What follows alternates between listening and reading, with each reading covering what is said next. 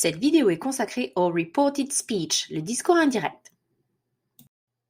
Voyons tout d'abord ce qu'est le reported speech.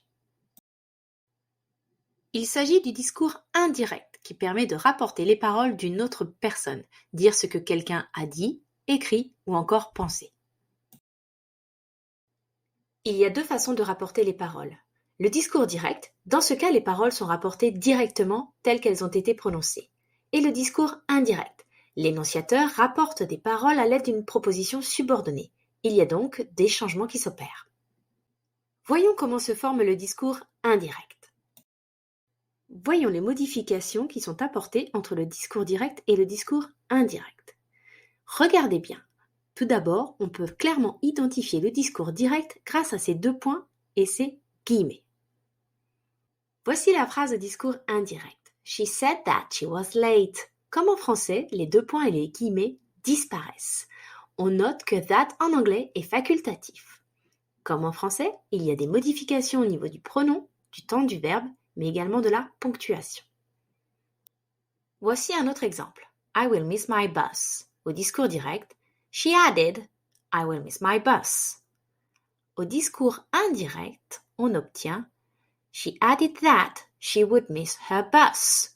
On note les modifications au niveau du pronom, de l'auxiliaire, du possessif et de la ponctuation. Il existe de nombreux verbes introducteurs pour rapporter les paroles d'une personne. Voici quelques exemples. Say, tell, ask, add. On choisit le verbe introducteur selon le contexte et la situation de communication. Concentrons-nous maintenant sur les modifications au niveau du temps des verbes. Un décalage s'opère entre le discours direct et le discours indirect. Le présent simple devient du passé simple. Le passé simple devient du past perfect simple. Le futur simple devient du conditionnel. Si au discours direct, nous avons une forme progressive, il faut la conserver au discours indirect. Le présent continu devient du passé continu, tandis que le passé continu devient du past perfect continu. On garde le be plus in dans les deux formes. Le present perfect, quant à lui, devient tout simplement du past perfect. L'auxiliaire avoir qui était au présent est au passé au discours indirect. Quelques auxiliaires modaux sont également concernés par ces modifications. Can devient could. May devient might. Must devient had to. Vous remarquerez qu'il n'y a pas de changement pour could, should, would, might ou ought to. À noter également des changements au niveau de la forme comme en français.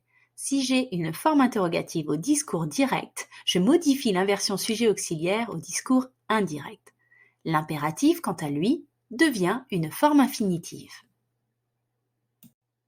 Il y a également des modifications au niveau des pronoms, qu'ils soient sujet, objet, réfléchi ou encore possessif. Voici une liste et des exemples. I lost my key. I devient he, my devient his. On passe de la première à la troisième personne. Lors du passage au discours indirect, il est également nécessaire de modifier les repères spatio-temporels, qu'on appelle marqueurs de temps ou marqueurs de lieu. Voici une liste. Vous remarquerez que ces changements sont identiques en anglais et en français. Now devient then. Tonight devient that night. Yesterday devient the day before.